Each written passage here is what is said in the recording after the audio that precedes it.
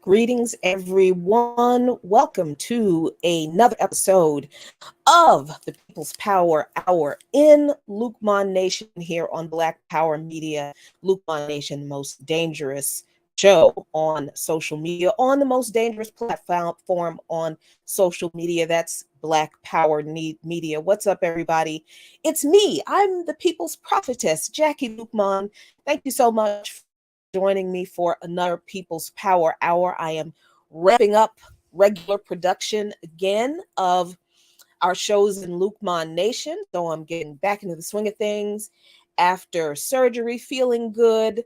I must say, I'm looking really good too. So I hope you all are doing really, really well. It's been a momentous day. It's been a day, right? And I'm going to get into a little bit of that. But first, I want to make sure that you are subscribed to Black Power Media if that is the platform through which you are watching right now. And even if you're not watching through Black Power Media, I'm going to need you to go to YouTube, go on over to Black Power Media and subscribe to Black Power Media so you can not just see all of the shows here in Lukman Nation, but you also get notified if you click the bell when you subscribe for when we are on live Tuesday, Wednesday, and Thursday morning from 8 a.m. to 10 a.m. with the Remix Morning Show, your boom bap breakfast. You will also not miss any broadcasts of any show that's on Black Power Media. And there are lots of great shows, more shows coming. You don't want to miss episodes of Coco's show. You don't want to miss episodes of Dr. Jared Ball's show. You don't want to miss Kalanji's interviews. You don't want to miss nothing on Black Power Media. You don't want to miss Sundays on Sunday nights at 8 o'clock with Ear Doctor. You don't want to miss anything on Black Power Media because there's so much. Saturday afternoon with Balagoon and just so much stuff. You don't want to miss any of it. Please subscribe to Black Power Media. You can also support Black Power Media through Patreon at patreon.com/Black Power Media. But you can also support Lukman Nation through Patreon.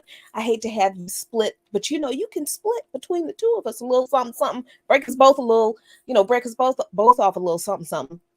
And you can support Lukman Nation at patreon.com/Lukman Nation. All right. So, boy. I have been looking at the decisions from the Supreme Court over the past couple of days. Oh, I'm so sorry. Excuse me, y'all. Apologies. I didn't shout out y'all who have come in. Thank you so much. Alex Marquez Perez Munoz Diaz. Zara K, AMS, 40 J Blaze, Goddess Crew, 2Fs, Eric Berkeley, Miriam Francis, CB, Manny Nile, Easy D, Sugar Sham, Kai, Ricky Ryan, let's see, Geechee Yaw, hey baby. Let's see, who else we got in here? Quaker Anarchist, Tony 45, FU2. Let me go down. Let me make sure I got everybody. Everybody, thank y'all so much for joining me tonight. All right. These Supreme Court decisions.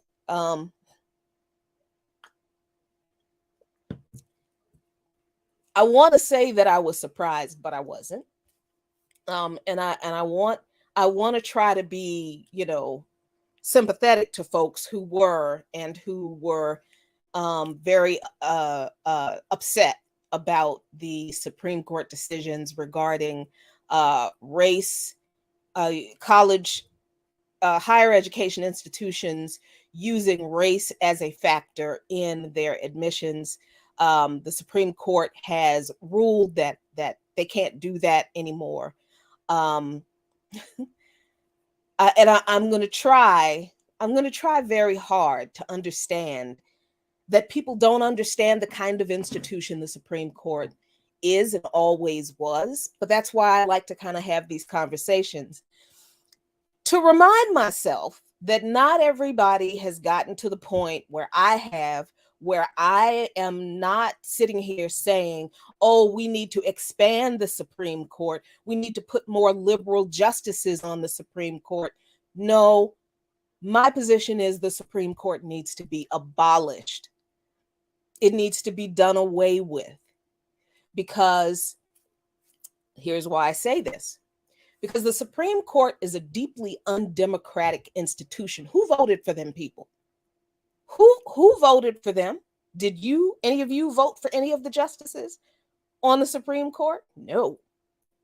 And I know people will say, and this is the argument that's coming from the Democratic circles now, well, elections have consequences. This is what happens when y'all didn't vote for Hillary Clinton in 2016. You didn't vote for a Democrat, so she could put liberal justices on the Supreme Court, and Trump got elected. And what happened? Look at what happened. Well, I seem to recall a whole bunch of people in this country voting for Barack Obama. I will readily admit I voted for that dude the first time when I was a lot more hopeful that he would be different from every other a white supremacist capitalist president, but he turned out to be exactly the same. So the second time around, you fooled me once, you ain't fooling me twice. But I do seem to recall a bunch of people voting for that dude. And when it came time to put his justice on the Supreme Court, which was Merrick Garland, I believe. What did Ruth Bader Ginsburg say when she was asked to step down, to retire, so that Obama could replace her with a liberal justice? I'm using these terms because this is just the history of what happened. I'm not saying these justices are liberal in a positive way at all, in a way that's in any way useful whatsoever, because it's really not. But this is actually what happened. So what had happened? What happened? When people always tell, look, the vote for president is all about the Supreme Court. Okay, well, people elected Obama. He for good or for ill, he wanted to put Merrick Garland on the Supreme Court. He asked Ruth Bader Ginsburg nicely, please retire so I can replace you with a liberal. And what did that have to say? Hell no. So Ruth Bader Ginsburg, instead of following the lead of the leader of the Liberal Party, instead of following the lead of Barack Obama and allowing him to secure a liberal spot on the Supreme Court, this heifer decides she's going to look out for her legacy. That's what she did. And she died on the Supreme Court. And then the Democrats decided that they wanted to anoint Hillary Clinton as their nominee after Donald Trump won, or after Obama. And then here comes Donald Trump running against Hillary Clinton, and people just remembered all the shitty things Hillary Clinton did and didn't want to vote for her. And she didn't run a real campaign. She believed that, look, she lost the nomination to Barack Obama. She lost the nomination to the secret Muslim, because let's not forget, we reminded you when she ran in 2016. Let's not forget that secret Muslim bullshit about Barack Obama, that came from Hillary Clinton. Yeah, that was a picture that was circulated by her campaign. So she was pissed off that she had to take a back seat to the Negro. And she just felt like the Democratic nomination was hers. It was her time. It was her turn to be the Democratic nominee for president. So the Democratic Party said, okay, there will be no challengers. Bernie Sanders comes with his insurgent campaign, which it wasn't socialist. I don't care how much he calls himself a Democratic socialist. It wasn't socialist, but it was better than what the Democrats were offering, and they crushed that thing. Oh, they absolutely crushed Bernie Sanders and his campaign completely. Went to court and sued to kick the Green Party off of ballots in some states. Oh, this was the Democrats. Yes. And then when Clinton doesn't win against Donald Trump because she doesn't run a campaign, she assumes that everyone just owes her their vote. She didn't promise to do anything for anybody because she felt like she ain't have to. She expected to be anointed the presidency, and she got up and shocked after her Pied Piper campaign that was run from her campaign that elevated the three worst Republicans, Donald Trump, who was one of them, actually gave Trump all this free press that put him on television in front of a bunch of people who probably wouldn't have paid too much attention to him otherwise if she didn't help. That's how Donald Trump got elected. It wasn't because Black people didn't vote for Hillary Clinton. It wasn't because, people did. Look, voter participation in this country has always been very, very low compared to other countries around the world with actually democratic elections. That's just true. Why? Because people don't believe in this system. I mean, that's pretty obvious. That should be pretty obvious by now, that the reason voter participation in this country, particularly in presidential elections, and sometimes it's even worse in midterm elections, people don't vote because they don't believe in this system. And that is in both political parties, because the Republicans are who and what they are. And they, I won't say they always have been, but the white supremacists are who and what they are, whether they've been Republicans or Democrats. And the Democrats, who are supposed to be the liberals to the conservatives, the opposition party, what have they done to protect the rights of people who have fought tooth and nail for the little bitty sliver of those rights that we have? None. Nothing. They haven't done anything. They haven't done anything to codify any of those rights into law. They haven't done anything to protect the rights that were hard fought, the little bit that we have. But every year they come along talking about, this is the most important election in our lifetime. Vote for this horrible, worthless piece of shit Democratic candidate for president, or else you're going to get this worse, horrible piece of shit Republican as president. And honestly, most people in this country are sick of that. And they may not have the political language to convey that they are tired of buying into the lesser evilism, voting for what they don't want and getting exactly what they don't want. People are tired of doing that. But here you have liberals already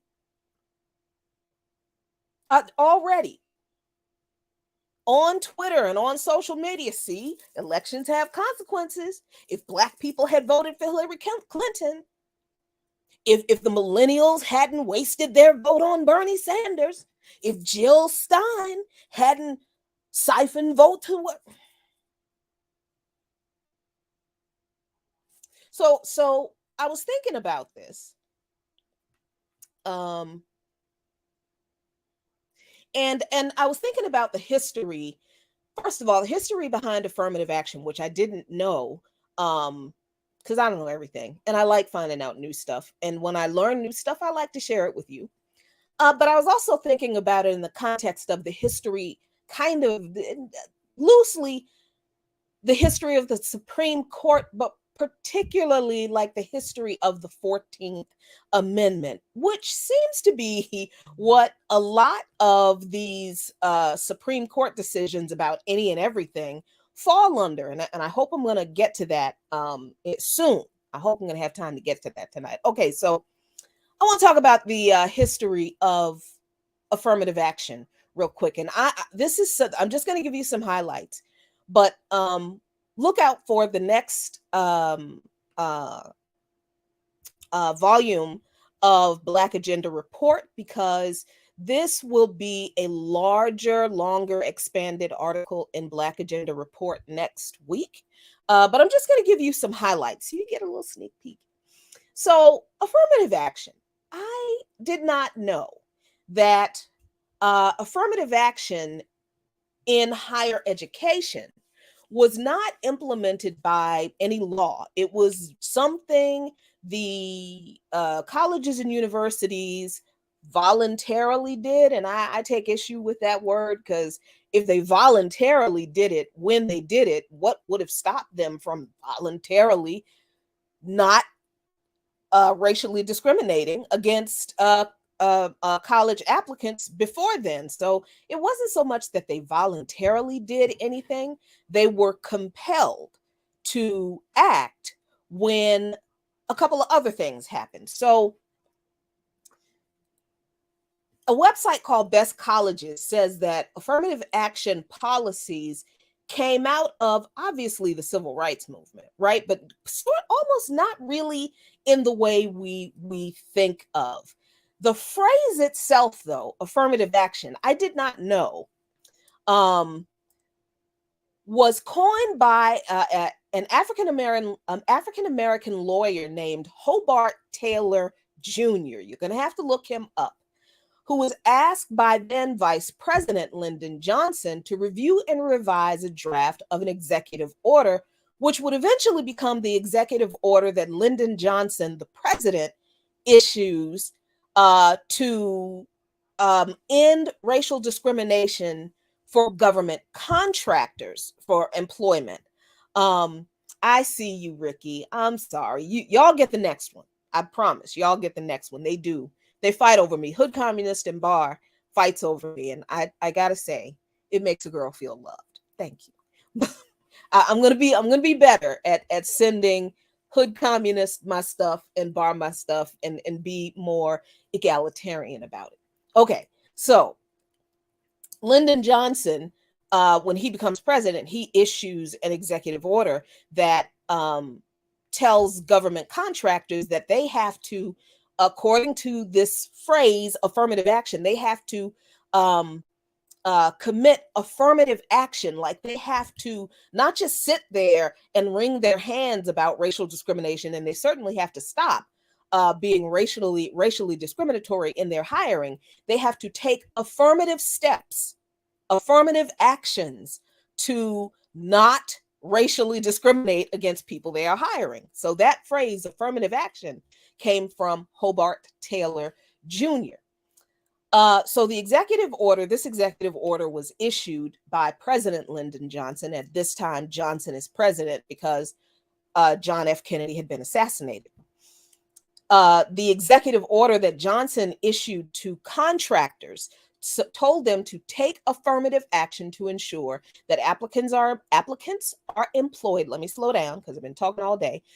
And that employees are treated during employment without regard to their race, color, religion, sex, or national origin.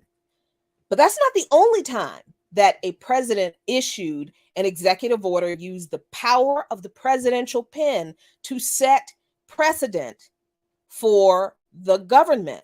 The second time this happened in regard to affirmative action was when Richard Nixon issued another executive order in 1969, which promised affirmative action to end discrimination in government employment overall. Lyndon Johnson's executive order was for government contractors. Richard Nixon's executive order was for the government, hiring in the government overall. Now, there's a whole lot behind why these men did what they did. Okay? And none of it is because they did these things out of the kindness of their hearts and they felt so deeply for the plights of Black people in America, and they loved Black people and they wanted to ensure equality for the Blacks. No, that's not, because Lyndon Baines Johnson, if people let's see, this is an example of Lyndon Baines Johnson and how much of a racist he was. I get that he signed the 1964 Civil Rights Act into law and the 1965 Voting Rights Act and the Fair Housing Act, I think, into law. I get it.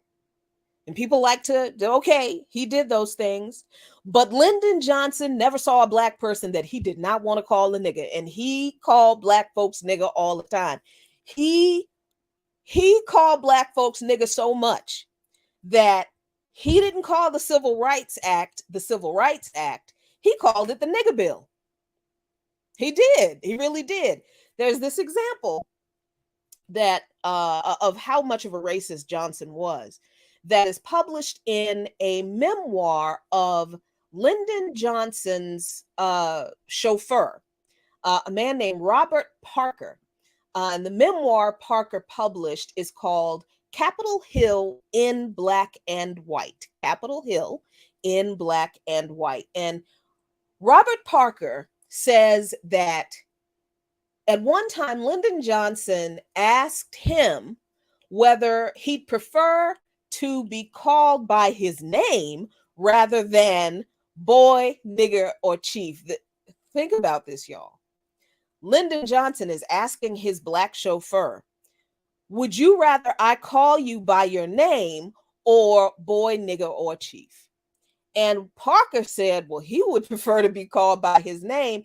Johnson got pissed off, according to Robert Parker, and said, as long as you are Black and you're going to be Black till the day you die, no one's going to call you by your goddamn name. So no matter what you're called, nigga, you just let it roll off your back like water and you'll make it. Just pretend you're a goddamn piece of furniture. This is what Robert Parker said Lyndon Johnson said to him when he told Lyndon Johnson, after being asked, would he rather be called by his name instead of boy, nigger, or chief?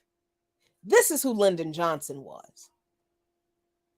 So when people celebrate Lyndon Johnson signing these groundbreaking landmark pieces of civil rights legislation, and there's a whole nother discussion about what these pieces of legislation did and did not do, and the fact that they were undermined by the right wing from the day they were signed. Listen to me, y'all. I can't remember the day that these pieces of legislation were signed, but the day they were signed, the right wing began, they began organizing against these pieces of legislation before they were signed. And they have been organizing to dismantle them nonstop ever since. That's why we're where we are. That's part of the reason why we're where we are in this country right now. Part of the reason. I'll get to the other part in a bit.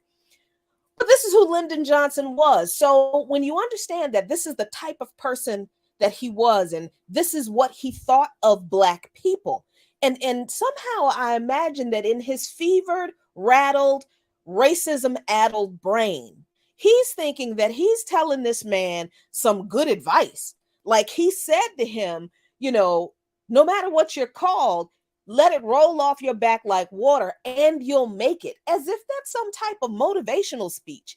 He is telling this man, don't pay any attention to what people call you. Who?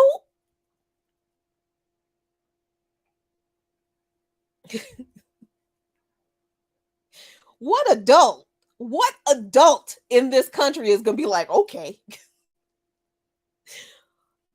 But in this white racist mind, this very paternalistic advice is normal to him. He thinks this is, but this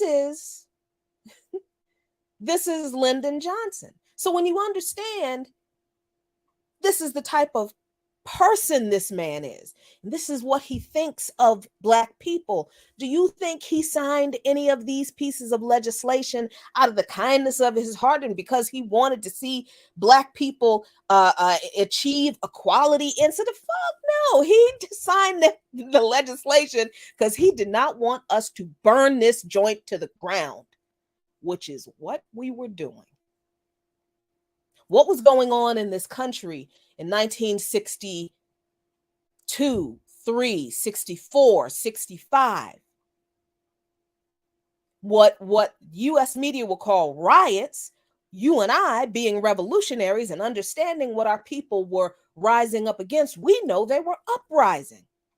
They were uprisings all across this country. And most of those uprisings were sparked by racist police terrorism against an unarmed Black person. Or even if it was an armed Black person, it was still a case of extrajudicial police abuse or murder of Black people on the street. That's what was going on in this country after the assassinations of Dr. Martin Luther King Jr., or around that time, by John F. Kennedy. The Klan was still lynching folks. And Black folks across this country, working class and poor Black people. Sorry, this was before King's assassination. Sorry, I'm getting my dates all mixed up. This is what happens when you look at the history. It's all in here, jumbled up like a little ball of yarn. That's what was happening in this country at that time. So Lyndon Johnson was like, I gotta calm these niggas down. Because that's what he said. He didn't say I have to do something to calm the Negroes. And no, Lyndon Johnson was like, I got to calm these niggas down. I think he famously told Dr. King that if he wanted him to do something about what Black people were rising up in the streets and angry about, that King had to make him do it. Well, Black folks made him do it.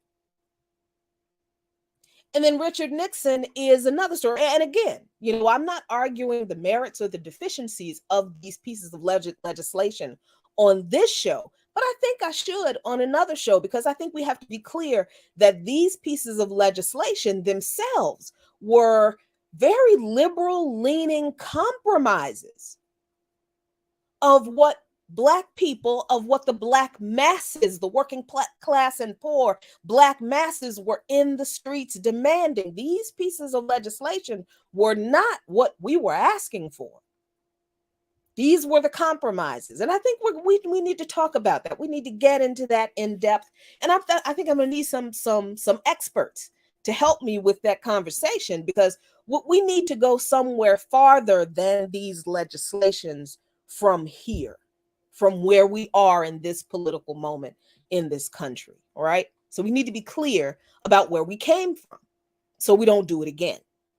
All right. So that was Lyndon Johnson. Richard Nixon, a few years later, like I said, issued the executive order to implement affirmative action in all federal government hiring. Power of the presidential pen. Just flat out did it. Did Richard Nixon do this because he wanted to do better by the Negroes or the niggers than Lyndon Johnson did? Of course not. You know why? Because Richard Nixon, and I didn't know this about Nixon until I was researching for this article.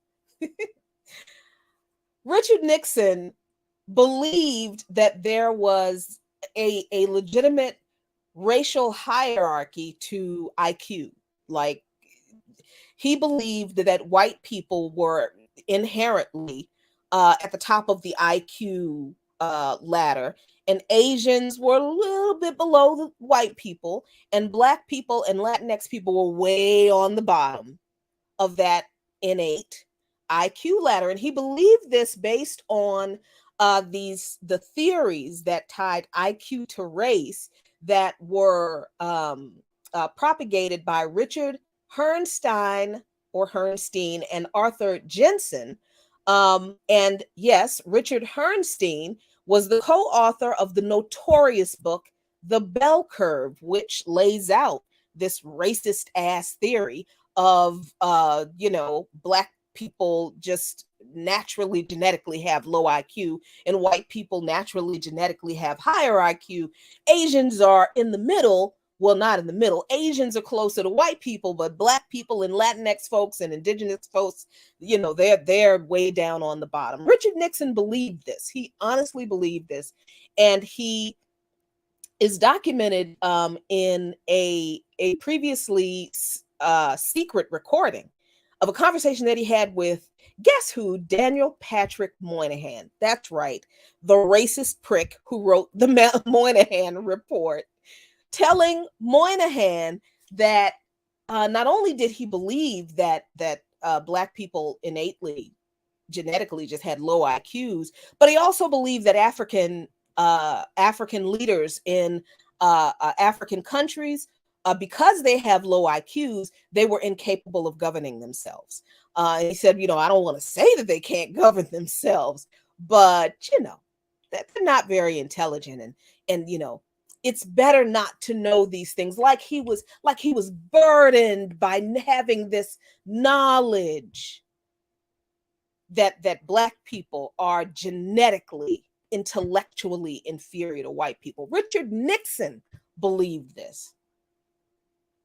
So now that you understand the type of person Richard Nixon was and what he felt about Black people, you think he issued this executive order because he wanted to make sure Black people got equal opportunity in the federal government? Get the heck out of here. No, there was a reason Richard Nixon issued this executive order, and it was a strategic reason for him.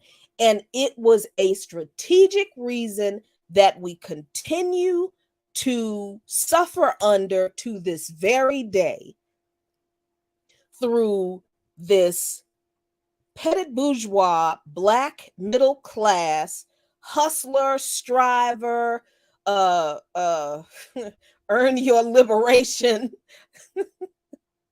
shucking and jiving Negroes, Black capitalists.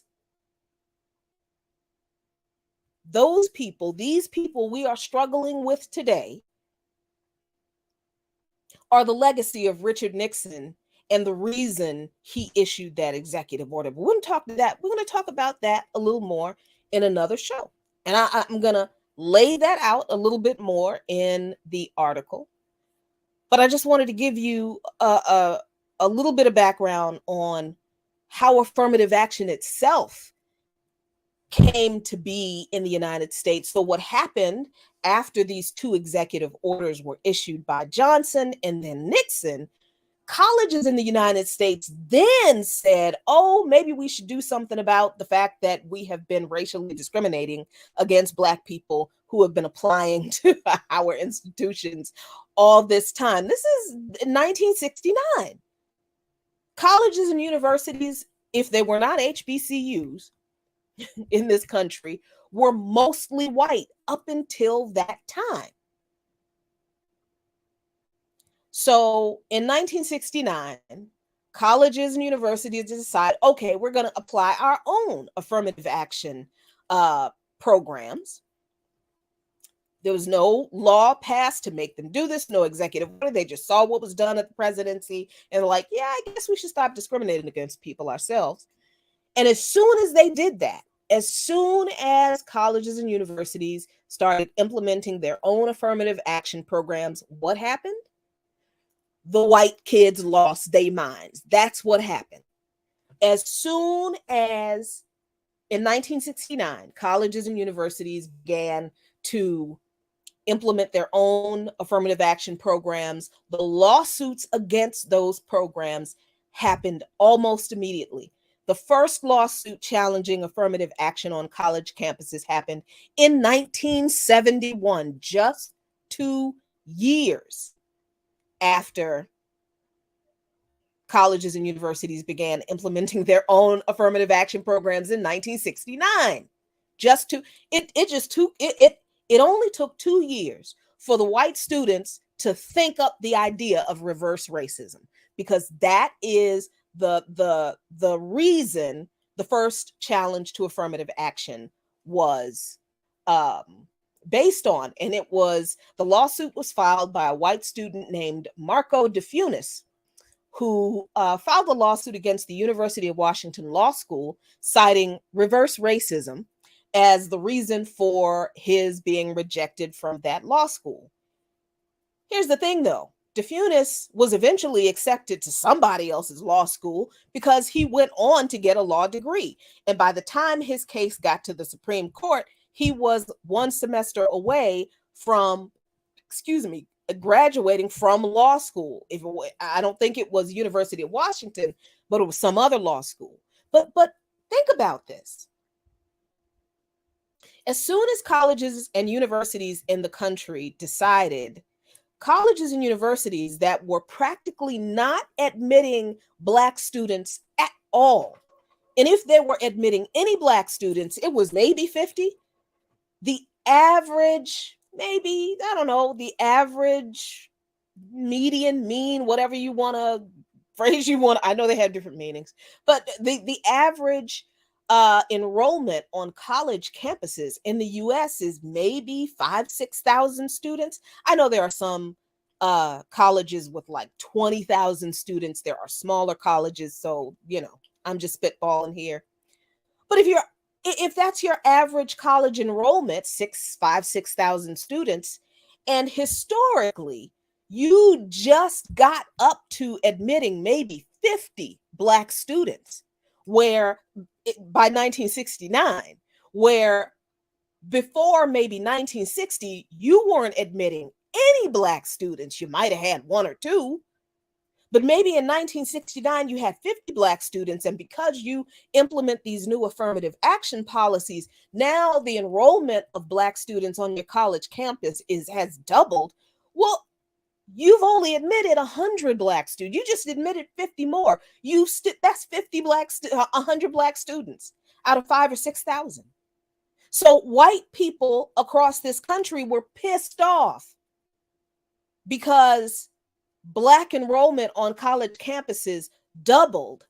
But we're not talking like it was half of the student body.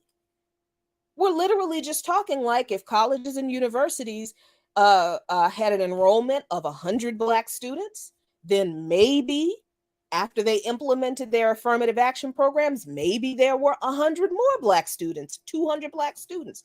White kids and their parents, I'm not just going to blame it on the kids, white kids and their parents were pissed off that all these extra Negroes were taking the spots of their children. That's what this was. So the lawsuits happened immediately. So this DeFunis lawsuit in 1971 was dismissed by the Supreme Court because DeFunis eventually got admitted to somebody's law school and graduated with a law degree.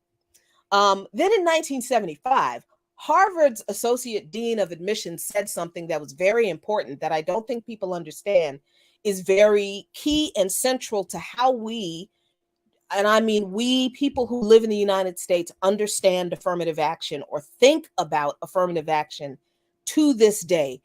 Most people have a very negative view of affirmative action, and that is by design, because that is how the campaign to dismantle affirmative action that these white kids and their parents and their conservative, reactionary lobbyist friends and politicians and whatnot framed the discussion.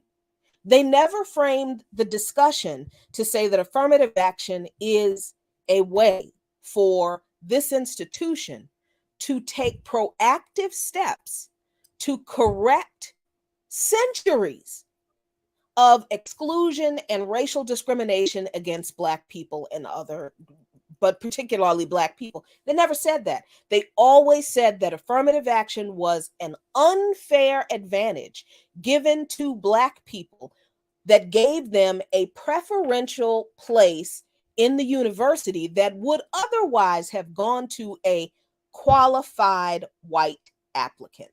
That was the argument. And I remember hearing these arguments when I was in middle school, when I was thinking about applying to college. You don't want to be an affirmative action applicant because you don't want to be seen as taking the place of a qualified white student. So the implication was that Black students who were admitted through affirmative action efforts of universities were not qualified.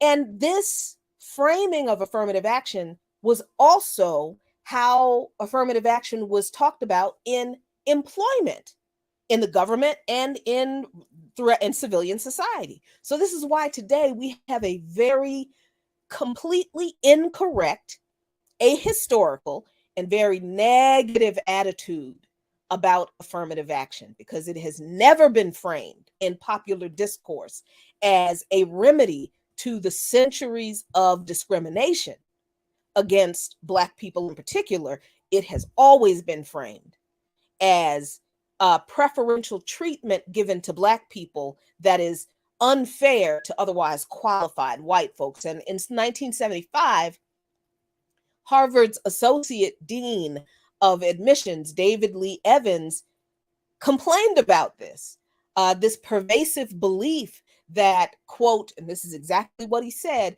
semi-literate Blacks are being accepted at the expense of white geniuses. This is what David Evans said about this ridiculous belief about affirmative action, that semi-literate Blacks are being accepted at the expense of white geniuses, which was not true. And it didn't matter that it wasn't true. People still believed it, and they still do to this day. Whenever you talk about companies that have all of these people, but they can't hire any Black people in their corporate office, in upper management, there are no Black supervisors. There are plenty of Black line employees, workers, hourly employees, but there are no Black supervisors. There are no Black salaried employees. There's nobody Black in management. There's nobody Black on the board of directors, and the CEO is absolutely not Black.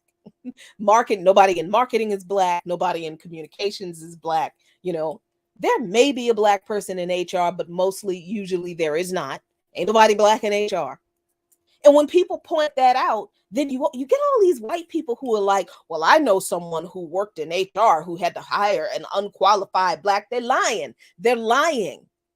They're lying. First of all, if anybody who works in HR is telling people what goes on in HR, they're fucking breaking the law. They're breaking the law. You're not supposed to do that. Second, isn't it interesting how these people always know somebody who hired some unqualified Black? It comes from this racist ass trope about affirmative action that the reactionaries created, all because of affirmative action programs that were implemented through presidential executive order in the federal government, and affirmative action programs on college campuses. And these stereotypes about affirmative action persist today.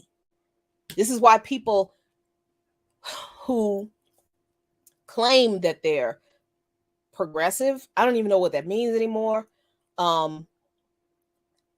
are celebrating this Supreme Court ruling because they're saying things like, admissions based on race are not fair.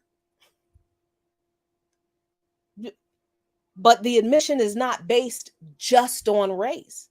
It never has been based just on race. Universities, colleges and universities were not snatching just any old Black folks off the street and saying, here, come go to Harvard. That's not what was happening, y'all. Just like companies were not hiring a bunch of unqualified Black folks off the street saying, here, come be our CEO. Come be our vice president of marketing. We got a quota to meet. That's always how it was framed. But that didn't happen in real life, and it didn't matter that it didn't happen in real life. That's what people believe. Why do people believe that? Because America is a racist country, always has been. Racism and white supremacy are like, they're the unofficial religion in this joint. It's not difficult for people to believe this. Ugh. So, and the interesting thing about this misconception, about this racist stereotype about affirmative action, is that it automatically assumes that the people who are harmed are geniuses, that the white people who are denied opportunity because these ignorant, knuckle dragging Neanderthal ape-like black people are allowed into the universities and colleges, that if these cretins weren't allowed in, the white geniuses would be allowed in. But why was the assumption always that the white people were qualified to be admitted to? Why was the assumption always that the white people who would automatically be qualified to get the job, that a black person had? That's just another example of the white supremacist ideology baked into the foundation of this country. That narrative, that trope, was that easy to not just cook up in response to a few more black people being admitted to colleges and universities, but that it has persisted all this time. Okay, so now this is where I think we can talk about the Supreme Court. Boy. So before I talk about the Supreme Court, let me come in here and see what y'all are saying, because sometimes y'all have some of the best conversations in this chat. Why not learn is actually absolutely correct. And this is the funny thing about this ruling, because I want to say that it's a double-edged sword, but it's actually not. It's actually not.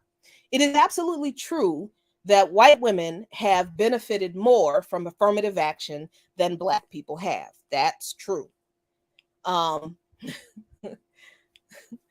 But to ensure that white women do not stop receiving the benefits of affirmative action, this Supreme Court ruling specifically says that race cannot be considered in college admissions anymore, at all, in any part of college admissions. Applicants themselves can talk about their race in their essays that they submit, but the university cannot award like extra points or however that's done. The university, the institution, cannot use race in any way,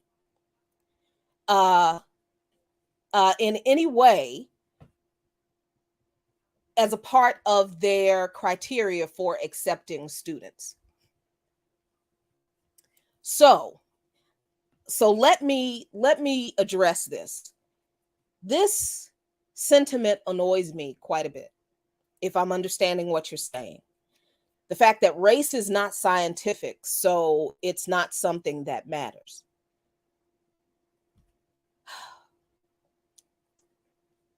We're trying to impute logic to people who have based an entire ideology and system of oppression that built a nation on something that is completely illogical. You can't reason with these people. It does not matter that race is not scientific. It doesn't matter that race is not real. Racial discrimination did not happen on any other Okay, if I'm taking you out of context, please explain what you mean, because I don't understand why making the point that race is not scientific matters at all in this discussion. It doesn't.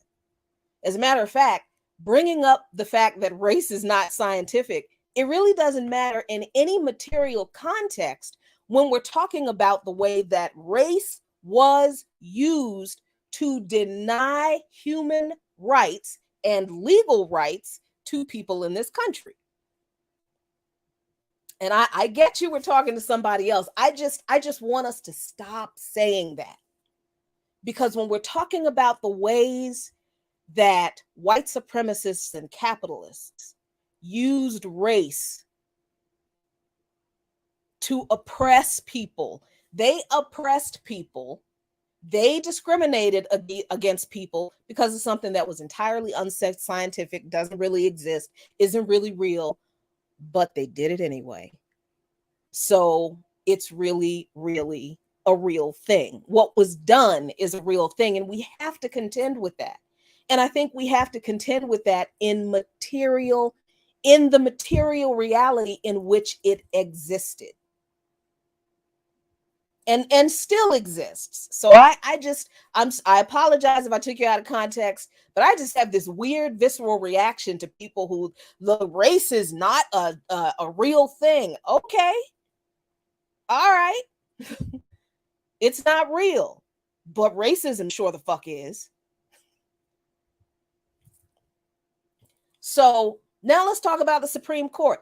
And this is why whether race is scientific or not doesn't matter, because the Supreme Court has ruled in the past, in the Dred Scott decision, that a human being of a designation of a thing that doesn't exist called a white man doesn't have to respect the rights of another human being of another designation that doesn't exist called a black man. Does it matter that white and black as races aren't really real? Not to the Supreme Court, it didn't. Not in the Dred Scott case, it didn't. The Dred Scott decision, let me hold on. I had it in here somewhere. What did I do with it? Oh, here it is. In March of 1857, the United States Supreme Court, led by Chief Justice Roger B. Taney, declared that all blacks, slaves as well as free, were not and could never become citizens of the United States. It didn't matter to him that the racial designation of black didn't really exist, was a made-up thing. They based legal precedent on it. The court also declared the 1820 Missouri Compromise unconstitutional, thus permitting slavery in all of the country's territories.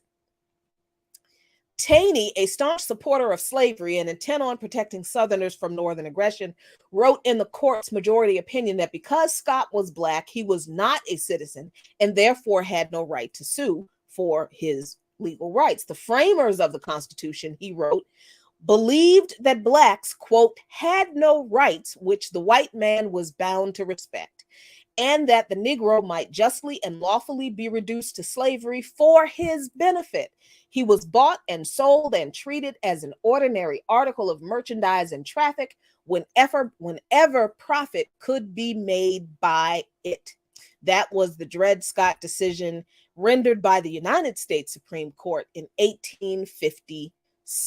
So this is the Supreme Court. This is the legacy of the Supreme Court ruling,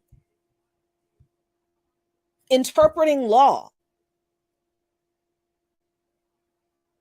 based on something that is very unscientific, completely made up by white people with the expressed intention of discriminating against and oppressing people they determined were this thing called black. Ruling on this arbitrary thing, interpreting law and basing legal precedent on this thing that we keep saying is arbitrary, but it's clearly not. it has been made real by U.S. law, by the Supreme Court, by the Constitution of the United States. And we live the reality of it through these laws in this country interpreted by the Supreme Court. How else has the Supreme Court ruled in cases of racial discrimination against African descended people? Well, let's see. Let me go to Plessy v. Ferguson. In 1892, Louisiana enacted the Separate Car Act, which required separate railway cars for blacks and whites. In 1892, Homer Plessy, who was 7/8 Caucasian, Homer Plessy was, agreed to participate in a test to challenge the Separate Car Act. He was solicited by the Comité des Citoyens, or Committee of Citizens, a group of New Orleans residents who sought to repeal the act, the Separate Car Act. They asked Plessy, who was technically black under Louisiana law, but remember he was 7/8 Caucasian, to sit in a whites-only car of a Louisiana train because he was 7/8 Caucasian. The railroad cooperated because it thought the act imposed unnecessary costs via the purchase of additional road cars. The railroad company did not want to do this segregation thing because they're like, we're going to have to spend money to buy all these extra cars, and we ain't fitting to do that. So, yeah, let's go along with challenging this law. When Plessy was told to vacate the whites-only car, he refused and he was arrested. At the trial, Plessy's lawyers argued that the Separate Car Act violated the 13th and 14th Amendments. The judge found that Louisiana could enforce the law insofar as it affected railroads within its boundaries, and Plessy was convicted. So segregation in public transportation was upheld in Plessy v. Ferguson, according to the U.S. Supreme Court. This is the Supreme Court. This is the legacy of this court. And I know people want to say, well, the Supreme Court, we passed the 14th Amendment. Well, okay. Let's kind of look at the 14th Amendment. Now, you can go down kind of a rabbit hole with the 14th Amendment, and we don't have that kind of time tonight.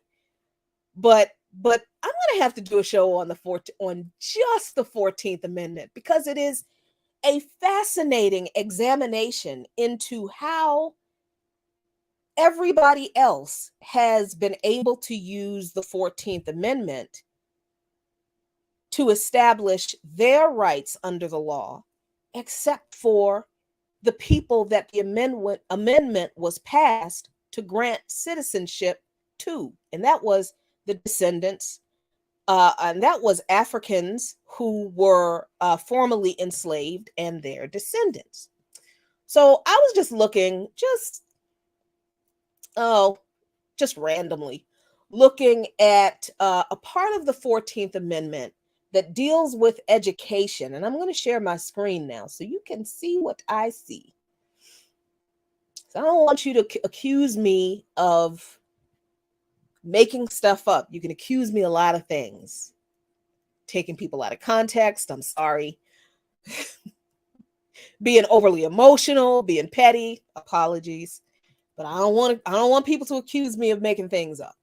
So this is the 14th Amendment, section 1.812, sub point 4. There are that many sections to the 14th Amendment. This is education, opportunity, wealth, and equal protection. How many sections are there to the 14th Amendment? Let me just show you real quick. We all think that the 14th Amendment is just this right here. This is all persons born or naturalized in the United States and subject to the jurisdiction thereof are citizens of the United States and of the states wherein they reside. No state shall make or enforce any law which shall abridge the privileges or immunities of citizens of the United States, nor shall any state deprive any person of life, liberty, or property without due process of law, nor deny to any person within its jurisdiction the equal protection of the laws. But that's not all there is to the 14th Amendment, because it's actually broken down into sections that deal with citizenship, privileges or immunities, and corporations, the Bill of Rights, procedural due process, civil cases, criminal cases post-trial, state taxes, other contexts, substantive due process, economic, non-economic, abortion, medical care, due process limits on state action, personal jurisdiction, state taxation, void for vagueness, equal protection, race-based classifications, generally, segregation in education, segregation in other contexts, facially non-neutral laws benefiting racial minorities, voting rights, non-race-based classifications, gender-based classifications, non-suspect classifications, economic regulation and taxing power, sexual orientation-based classification, wealth-based distinction, fundamental rights. And then there's a section 2, a section 3, section 4, section 5. And all of these, I think, are related to legal challenges to different sections of the 14th Amendment. Fascinating. So when I was looking up the Supreme Court cases in regard to education, let me go back so I can get to my access to courts and wealth. Go back, and equal protection under education. I think this is very important to know. So there was a case called San Antonio School District v. Rodriguez, in which people sued to get rid of the system that exists in 49 states in this country that finances school districts out of property taxes. And the reason this lawsuit was brought by Rodriguez, the plaintiff, was because they argued that the effect was that the funds available to local school boards within each state were widely divergent, because places in the state where rich people live, they have more, there's more property owned, so there are more property taxes. Where mostly poor people live, most of those people don't own homes. The property taxes may be low if they do. And people who live in apartments don't pay property taxes, but their kids go to public schools too. So they don't get as much funding from property taxes as jurisdictions with wealthier citizens who pay more in property taxes. That was the argument. But the Supreme Court of the United States said that there was neither a suspect classification nor a fundamental interest involved, that the system must be judged by the traditional restrained standard, and that the system was rationally related to the state's interest in protecting and promoting local control of education. Don't ask me what that means, other than we don't see anything wrong with the way the system is. And the court further explains that by saying, the individuals or groups of individuals who constituted the class discriminated against in our prior cases shared two distinguishing characteristics. Because of their impecunity, look that up, don't know what it means, they were completely unable to pay for some desired benefit. And as a consequence, they sustained an absolute deprivation of a meaningful opportunity to enjoy that benefit. The court says that no class had been identified here, and more importantly, no one was being absolutely denied an education. The argument was that it was a lower quality education than that available in other districts. Even assuming that to be the case, the Supreme Court said it did not create a suspect classification. So even though the Supreme Court said that, even though, yeah, okay, it might be true that poor people receive a lesser quality education than people in a wealthier district who pay higher property taxes, they're not classified. They weren't classified as being suspected of being outright denied an education. It's just a lower quality education. Thank you, 2Fs. Impecunity means having little money. They po. This was the best part, the worst part of this Supreme Court decision, where the Supreme Court of the United States says that a right to education is not expressly protected by the Constitution, continued the court. They said this. The Supreme Court has already ruled that a right to education, it's not a right protected by the Constitution, nor should it be implied simply because of its undoubted importance. Just because you should have an education to be able to make reasonable decisions in this country, it doesn't mean, it's important. It doesn't mean it's a right. The quality of education increases the effectiveness of speech or the ability to make informed electoral choice. The Supreme Court right here admits that the better quality education you have, the better your right to speech, the more right to speech you have in this country, and allegedly the better ability you have to make informed electoral choices. But the judiciary is unable to determine what level of quality would be sufficient. Moreover, the system under attack did not deny educational opportunity to any child, whatever the result in that case it might be. It was attacked for providing relative differences in spending, and those differences could not be correlated with differences in educational quality.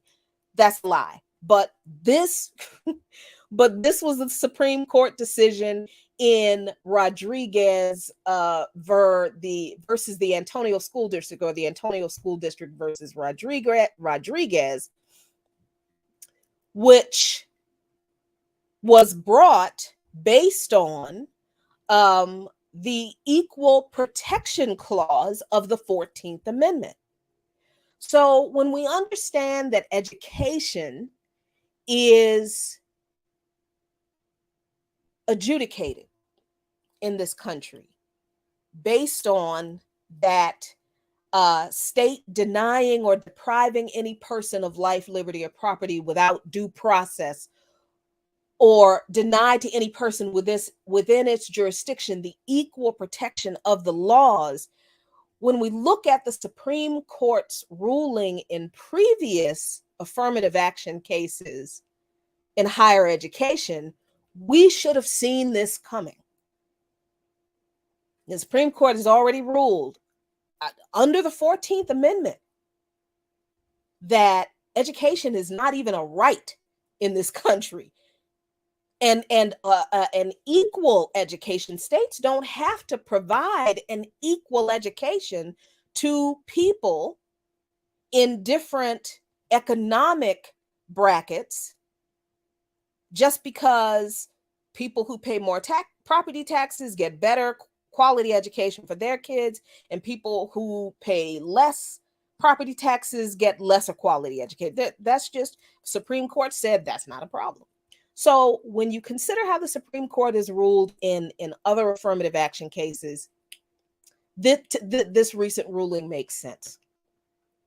So in 1978, the Supreme Court banned quotas in affirmative action in higher education in a case saying that you can't just set aside spots for a specific number of Black people in particular. This was never really imposed for any other group of people that were included in the affirmative action efforts to not discriminate against people based on race, gender, sex, sexual orientation, creed, or anything.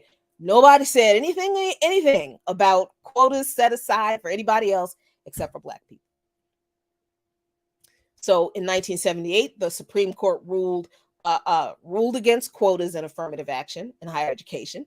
In 2003, the Supreme Court told colleges that they could consider race as part of a holistic view, but they could not assign minority applicants a set number of points because of their race. Then in 2014, 4 years later, so that was 2007, the Supreme Court then prohibited public high schools from using race as a tiebreaker in some of these public, high-performing high schools where, kids had to apply to get into. Yeah, there was that. In 2014, the Supreme Court upheld a Michigan ban on banning affirmative action at state universities. And Michigan wasn't the only state in the country that has banned affirmative action in state universities before this Supreme Court ruling, because in California, where is it?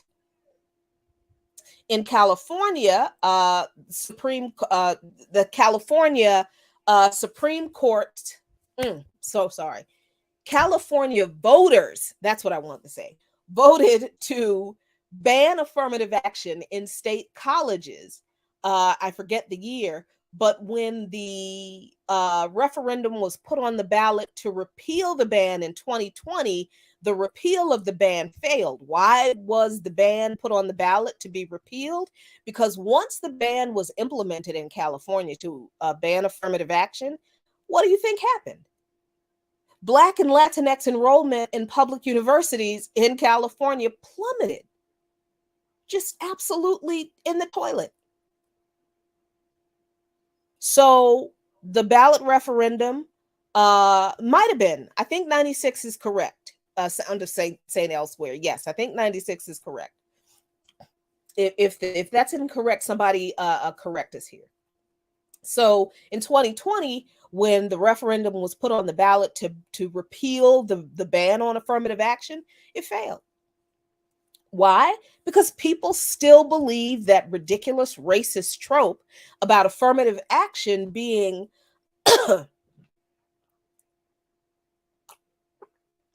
about affirmative action being an unfair preferential treatment for unqualified Black people that denies qualified white people an opportunity.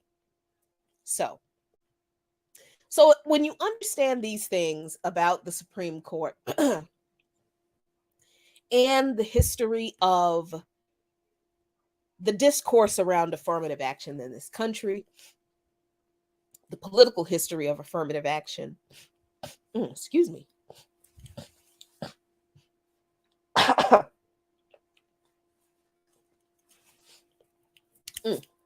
This smoke has got my sinuses a mess.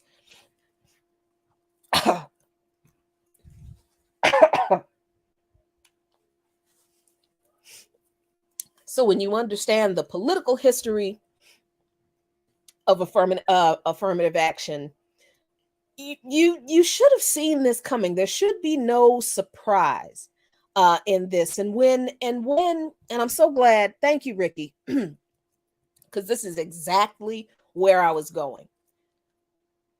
A part of the other part of the reason we are at this point in the history of this country is because instead of there being a coordinated and equally powerful, equally organized, equally energized, and equally committed effort to correct the narrative about affirmative action, to deal with and address the reasons that affirmative action was and is necessary still, and to debunk the lies that were told about affirmative action, that didn't happen. You had a few people, few so-called radicals, trying to tell the truth about affirmative action. But by and large, the liberals, the Democrats, the well-meaning white people, and the petit bourgeois Black misleadership class, who themselves benefited from the affirmative action policies, but their attitude was, well, I got mine. I don't know what the rest of y'all gonna do. That's also why we're here where we are. Because the organizing done to dismantle affirmative action was intense. And it wasn't something that was done like publicly. They didn't go, the reactionaries didn't go around, running around announcing to the world what they were doing. They just quietly went about their way, spreading their message and gospel to everybody who would listen.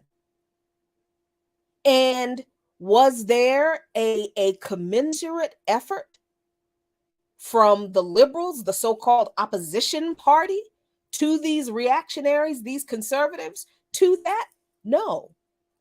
Instead, what you had among the political liberal class, the politicians, the Democrats, was every effort to reach some type of bipartisan compromise with these people. That's why I hate bipartisanship, because bipartisanship does not mean we're going to, try to negotiate in good faith and come to a resolution that we both agree on that's beneficial to everyone. No, it's always capitulation to the reactionaries. Always. Always. Exactly. Precisely. And this is the same thing I'm going to say about Roe versus Wade, about CRT, about student loans, everything. The Voting Rights Act, everything. Everything the right wing is doing now. It's not because Donald Trump installed some conservative justices on the Supreme Court.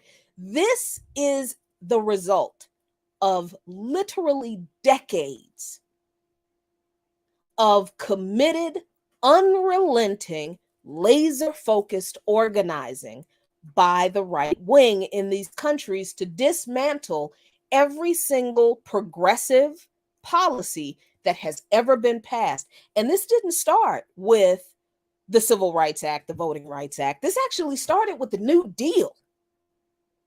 This started with the New Deal, and it actually started with a failed business plot against Franklin Delano Roosevelt. That's where this really started. The capitalists and the reactionaries wanted to overthrow Franklin Delano Roosevelt, and they hatched a plot.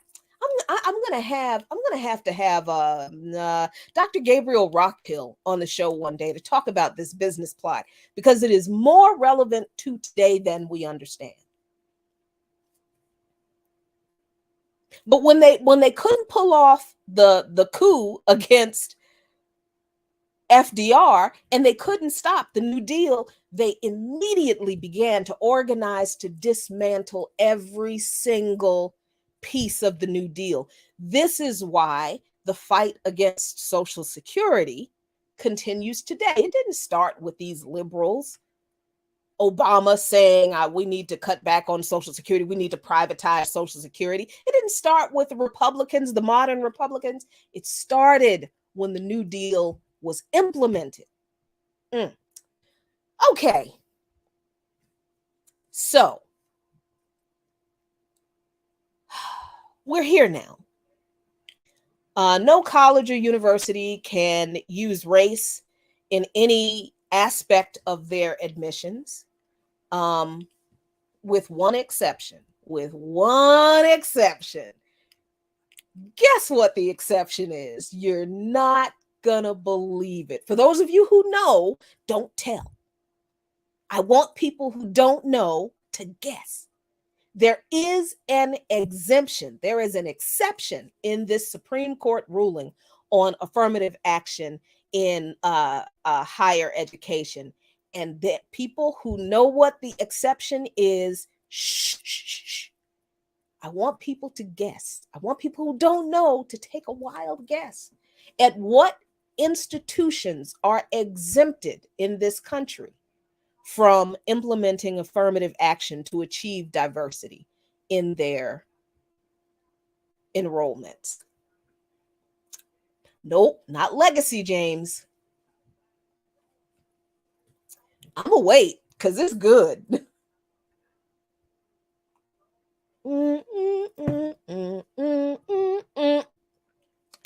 Ding, ding, ding, ding, ding, ding. Military institutions. That's right. The Supreme Court ruled, who was that who got that? Oh, I think that was, Franny. 2 F's, absolutely right. The military. The Supreme Court ruled today that no institution of higher learning in the United States that still uses affirmative action can use affirmative action. No institution of higher learning in the United States that still uses affirmative action can use it any longer, with the exception of military institutions, because they said it was important to ensure that there is diversity in military institution enrollments, but diversity in public and private institution enrollments, that, fuck that.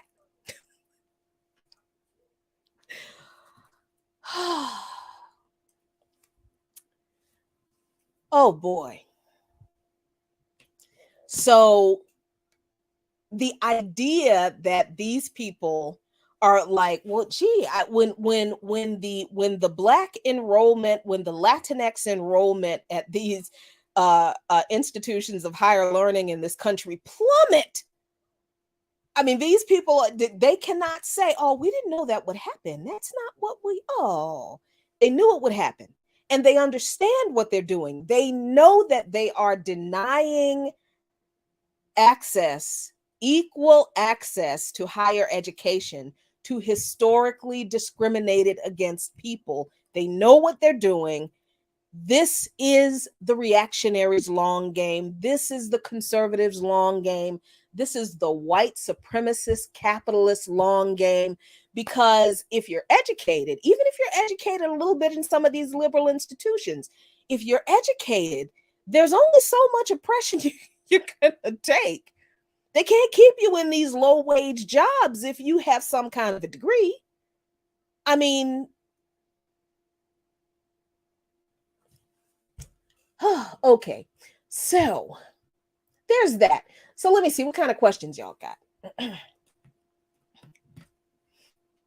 Thank you, Random Thought. You're right. You're absolutely right. Thank you for that correction. The first, and I remember learning that there were civil rights acts before the 1954 civil rights. I did not know.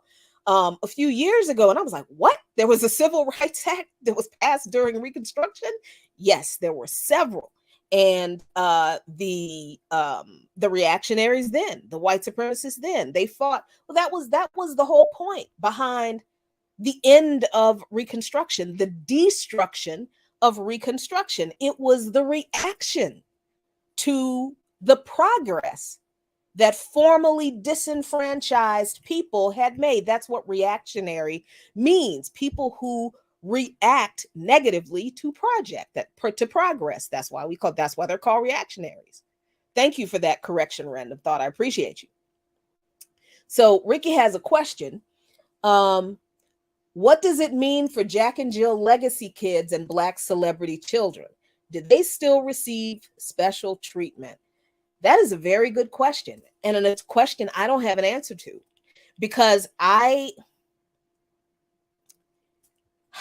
if the legacy student is a legacy student because of their membership in Jack and Jill, which is an organization for specifically Black people of a certain class, of a certain upper class, then I would guess that they would be denied admission too. They can't, under the admonition from the Supreme Court that race cannot be used in higher education admissions, I don't think that Jack and Jill legacy helps them.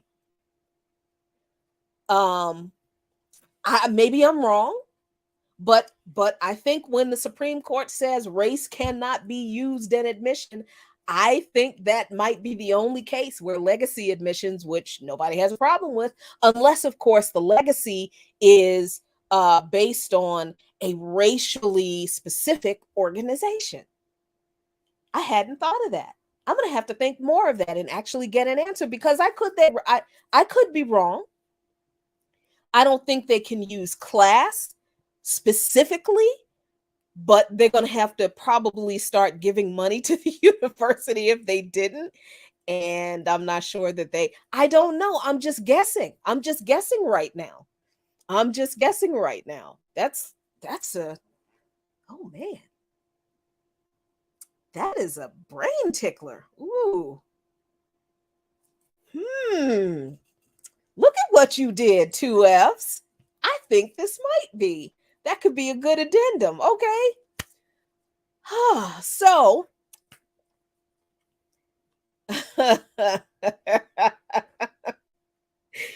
this thing is going to be a mess. So back to the issue of white women and affirmative action.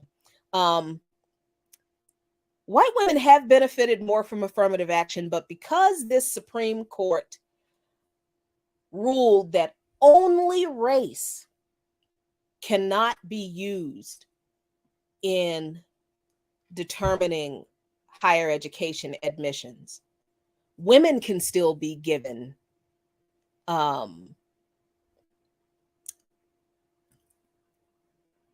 admission through affirmative action policies geared for diversifying campus enrollments by including more women. Only race.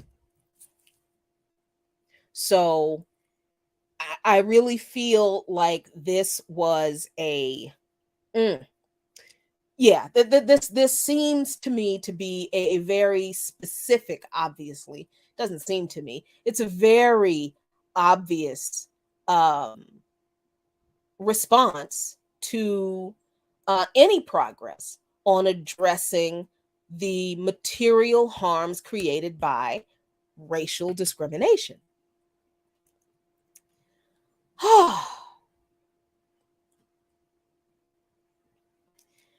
That is a good question, Yipper99. I do not know, but I will find out. And we're going to have to do a part 2 for this. We're going to have to do a part 2 for this because y'all have asked 2 questions that I don't have answers to right now, but I'm going to have to get them and I'm going to bring them back to you. I don't know. I think there are, but I'm not sure. So okay. What does this mean? What does this mean? This means that if we are not organizing, if we are not organizing, we will continue to be at the mercy of this white supremacist, capitalist, patriarchal, settler colonial system that was never, ever designed to recognize or respect any rights that we have. Never. We should never be surprised that the Supreme Court ever rules to restrict or deny our rights or our equal access to whatever it is in this society, because the Supreme Court was not established to protect our rights. And the Supreme Court does not exist today to interpret the Constitution in a way that will protect or uphold or establish or expand our rights. We are going to have to do that.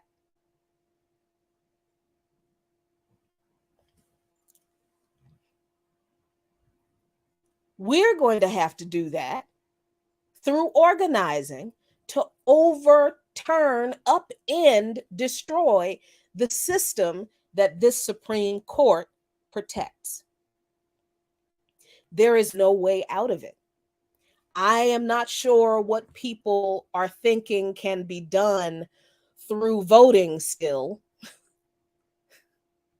When, like I said, people voted for Barack Obama, and look what happened to your precious Supreme Court pit.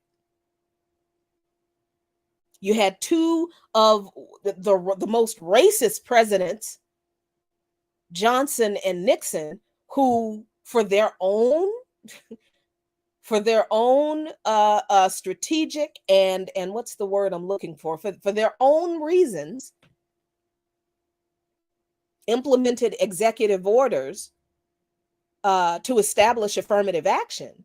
But this president, he can't issue an executive order to do anything, to protect anything. He doesn't know what an executive order is. Barack Obama controlled the White House. The Democrats controlled the Senate and the House of Representatives. And he couldn't issue an executive order to do shit. Nothing, not a thing. So what What else? What do you all what is the argument about continuing to vote to save us from these people? How are you still having that argument? And I'm not sitting here telling people not to vote. You do what you feel like you need to do. But now should be the time that we stop throwing this accusation at people that elections have consequences, not voting has consequences.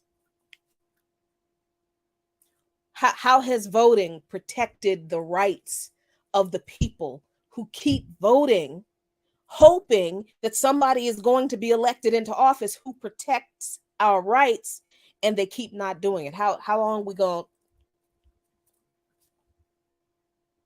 This system is not designed to recognize or protect or expand the rights of the people. So the people have to take it upon ourselves to create a society that does. There is no other way, folks. There is no reform that can be implemented in this system to make any of this any better. There is only revolution.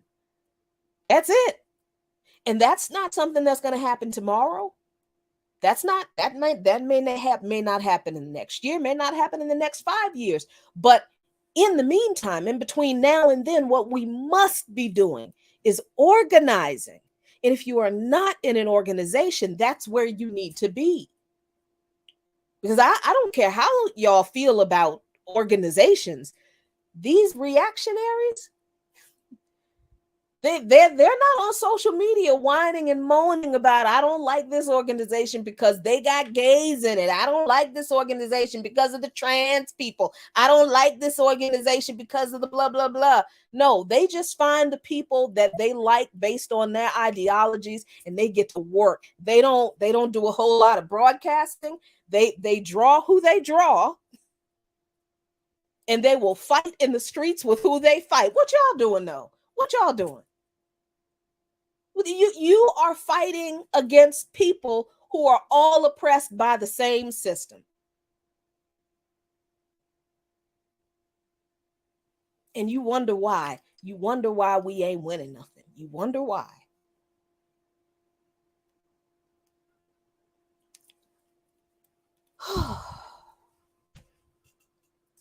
Okay, so I think that's all I got to say tonight. I tried not to come in here feeling a certain kind of way, but I did anyway. And I apologize for taking that earlier comment out of context. But please, man, we gotta, this argument that race is a social construct and it's not a real thing. I don't care, and neither does the Supreme Court. Never has cared. They know it's not a real thing. They still base laws on it. So thank you so much. I appreciate that. You know, honestly, I get on here sometimes and I have my little talking points mostly. I mostly have my stuff organized, but today I kind of didn't because I had a whole bunch of other stuff going on. And I just sometimes I just wonder, like, am I just running my mouth? Just like, am I making sense? Because at some point, it's all just kind of like stream of consciousness. And this is something that I noticed that I did well, I actually didn't notice that I did it. Abdus noticed that I did it. And I would I'm crazy with notes. I love notes. And I have my little script and I've got my 2 screens. So I got my stuff and I'm looking and I'm going and I'm tabs and it's great. And at some point, I just ignore all that shit. And it's just, I'm just going off a stream of consciousness. And he said to me one time, why do you spend so much time on all these notes when half the time you don't even read from them? And I think he kind of didn't realize that because I put them together, I actually kind of remember most of them. But then I always think of 2 or 3 other things that I didn't think of when I was putting my notes together that are connected, that always make me go, I need to do another show on this because this is another thing. So that's how it is. But you know, I appreciate y'all. Yeah, there's going to be a part 2 to this because there are parts of this, the questions that you all ask that I don't have the answers to, that I would love to find the answers to. They're fascinating. I want to do a show on the business plot of, what year was that? 1930. I have a hard time remembering years, but it was during FDR's administration. I want to have Dr. Gabriel Rockhill on for that show, because can't nobody tell that story like that dude can. It's great. And make the connections to today. I definitely want to talk about how this ruling impacts military academy recruitment and what that means for us, what that means for working class and poor Black people. So maybe a part 3 where we're going to talk about the expanding poverty draft and how this impacts U.S. imperialism, what this means for U.S. imperialism, because it does. Yeah, a lot more. And that's just for the People's Power Hour. Here's some exciting news that I wanted to keep until the very end. I am bringing back Imprint of Imperialism because I really miss talking about imperialism on the continent with people. I really miss getting deep into these things going on the continent, really hyper laser focusing on them. So I'm bringing back Imprint of Imperialism in Lukman Nation. It will be on the first Friday of every month, and I'm working on my first guest, so stay tuned. Second good thing, exciting thing, new thing happening in Lukman Nation. I am going to have a new segment. I'm trying to make this thing as easy as I can for myself, so I don't have to think about a bunch of stuff to talk about every week. But that really is one of the reasons I do this. But I'm going to do a show, a monthly show, also on Black labor struggles. I've been working on trying to get this done for almost a year. And because of all of the health stuff, I really just couldn't get it together. But things are kind of, smoothing out. I don't have to do any more training for dialysis. Thank God. I'm just doing dialysis, cannulating using the needles. Yeah, it's not as bad as I thought it would be. But I'm doing that now, so I'm good. And the only thing I have to deal with is I'm waiting to hear about the transplant, and that's it. So I'm going to start a new show once a month to talk about Black labor issues specifically. Excuse me. Don't know what it's going to be called yet, but I am talking to a couple of people in the Black labor sphere to have on to do that regularly. Blackonomically Speaking will still be every third Friday. So, man, that's the month, ain't it? That's the month, yo. And then, I'm going to have a People's Power Hour thrown in there, a little extra for you this show. Because what is that? That is the labor show. That is Blackonomically Speaking. That is Imprint of Imperialism. So, so thank you. For on the fourth Friday, I will either do a People's Power Hour or I will rest. So that's it. So I hope, that's stuff that is interesting to you all. Thank you for that, Sounds of Saint Elsewhere. This is why I wanted to really focus on this Black labor thing, because I am hoping to get some Black members of the Teamsters Union on here. I'm trying to work on some stuff. So I'm also trying to get Dr. Gerald Horn back on the show. I had him scheduled earlier before the surgery, but things went the way they did. So I'm going to try to get him back on just to talk his talk, because I love Dr. Horn. And that's it. So that's all I got. Y'all, thank y'all so much for hanging out with me tonight on People's Power Hour. I hope I learned something. I hope I did not run the person off forever. I apologize for taking you out of context. Please forgive me. As human, I fuck up sometimes too. But it's all love. I appreciate you very much. as usual, folks, no matter what it is we're talking about, I don't care what it is we're talking about. A luta continua. The struggle continues. I don't care what these people do. The struggle continues. But I promise you, if we organize, if we're serious about it, if we commit to it, and if we do not stop, Victoria asserta. Victory is certain. So y'all take care of yourselves. Peace.